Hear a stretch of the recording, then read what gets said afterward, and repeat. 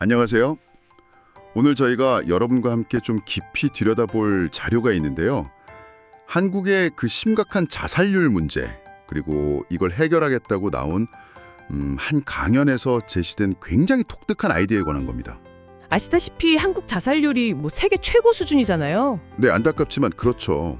근데 이 강연에서는 사회보모라는 개념, 그리고 자살 제로 프로젝트라는 어떤 구체적인 계획을 딱 내놓고 있어요. 이번 시간에 저희 목표는 이 강연이 뭘 제안하는지 그 핵심 내용하고 또 그 배경에 깔린 철학이랄까요? 그걸 여러분이 명확하게 이해하실 수 있도록 좀 전달해 드리는 겁니다. 이게 상당히 파격적인 제안인데 과연 어떤 내용일지 한번 같이 파헤쳐 보시죠.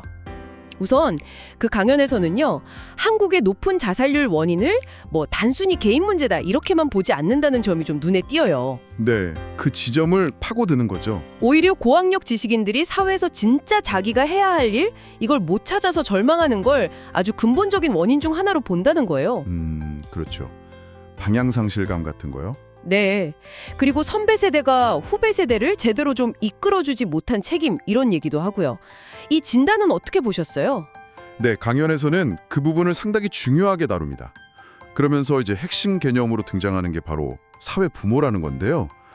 뭐랄까, 우리 사회 구성원 모두가 서로를 그냥 남이 아니라 아예 우리 아이, 우리 가족 이렇게 여기면서 공동의 책임을 지자, 이런 생각인 거죠.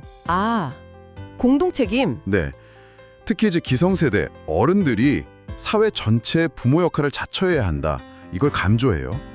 그러니까 지식인들이 이런 틀 안에서 자신의 역할, 즉 할 일을 찾고 사회에 기여하는 것, 이게 자살 문제 해결의 어떤 출발점이다, 이런 시각인 겁니다. 그러니까 사회 전체가 하나의 큰 가족처럼 그렇게 기능해야 한다는 말씀이시군요. 근데 저는 요즘 주변 또래들만 봐도 다들 자기 삶 챙기기도 버거워 보이는데 정말 그렇게까지 서로를 돌볼 수 있을까요? 그러니까 사회 전체가 하나의 큰 가족처럼 그렇게 기능해야 한다, 이런 말씀이시군요. 맞습니다. 그런 비유로 이해하시면 쉬울 것 같아요. 그럼 이 사회 부모라는 개념을 어떻게 구체적인 행동으로 옮기자는 건가요? 여기서 이제 자살 제로 프로젝트가 딱 등장하는 거죠. 네, 바로 그겁니다. 들어보니까 이게 규모가 어마어마하던데요? 맞습니다. 상당히 구체적이고 또 어떻게 보면 굉장히 야심찬 계획을 제시하고 있어요. 강연 내용을 보면요, 사회적 영향력이나 자원이 있는 삼성가가 이 프로젝트를 좀 이끌어야 한다, 이렇게 제안을 합니다. 삼성이요? 네, 구체적으로 이부진 사장이 먼저 나서서 자살제로 사회부모 재단, 이걸 설립하는 걸 주도하고 초기 연구자금 마련이나 전문가 영입, 이런 걸 담당해야 한다, 이렇게 말을 하고요. 굉장히 구체적이네요. 네, 그런 다음에는 홍라희 여사가 총재를 맡아서 어떤 국민적인 공감대 형성이라던가 참여 독려, 이런 걸 이끌어야 한다고 강조하고 있어요. 특정 기업 그리고 특정 인물들을 전면에 내세우는 방식이네요. 재단은 그럼 어떻게 운영된다고 하나요? 네, 그 운영 방식도 구체적으로 나와요.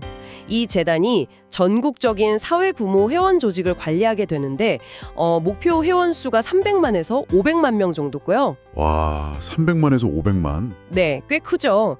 그리고 월 3만 원 정도의 회비를 제한합니다. 이 재원으로 이제 전문가들 연구도 지원하고 프로젝트 실행을 뒷받침하자, 이런 구상이에요. K-파워 아이돌 같은 유명 연예인들을 또 홍보대사로 위촉하고 대규모 국제 행사까지 열어서 세계적인 관심을 끌자, 이런 아이디어도 있더라고요. 맞아요. 강연에서는 아미 같은 팬덤 이름까지 언급하면서 이들의 힘을 좀 동력으로 삼자, 이렇게 얘기하고요. 상당히 흥미로운데, 근데 한편으로는 이런 방식이 진짜 실효성이 있을까? 이런 생각도 좀 드는데요. 네, 바로 그 점을 강연자는 좀 노리는 것 같아요. 이런 아주 대대적인 선포, 그리고 유명인들의 참여, 국제적인 관심, 이런 것 자체가 굉장히 강력한 메시지가 되어서 즉각적으로 자살률을 한 30%까지 낮출 수 있다, 이렇게 예측을 하는 거죠. 선포 효과 같은 건가요? 그렇죠. 자살, 이제 멈추자, 이런 사회적인 합의나 분위기를 확 만들자는 거예요. 여기서 그치질 않고요. 한국에서 이게 성공하면 이걸 발판 삼아서 세계 자살 제로 프로젝트로 이걸 확장시키자는 거예요. 그래서 3년 안에 전 세계적으로 수억 명의 회원을 확보하고 국제기구로까지 발전시킨다. 이런 비전까지 제시하고 있습니다. 와, 자살 문제 해결을 넘어서 기아 문제 같은 인류 전체의 문제까지 다루는 인류 대민 사업의 시작으로 본다. 굉장히 원대한데요. 네, 스케일이 아주 크죠. 그리고 이 프로젝트가 지향하는 최종 그림은 뭔가요? 뭘 목표로 하는 거죠? 일단 사회 구성원 각자가 특히 이제 방향을 잃었다고 진단된 그 지식인들이 의미 있는 할 일을 찾도록 돕는 것. 이게 1차 목표고요. 연구라던가 사회활동 같은 새로운 역할을 부여하는 거죠. 네, 역할 부여. 더 나아가서는 이것이 소위 여성상위 시대를 열고 인류 평화에도 기여할 것이다. 이렇게 주장을 해요.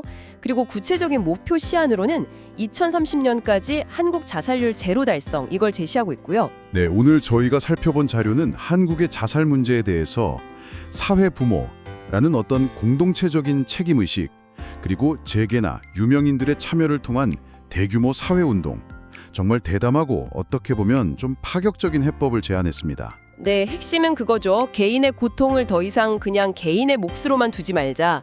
사회 전체가 이건 공동의 책임이다. 이렇게 인식을 하고 해결책을 같이 모색하자는 겁니다.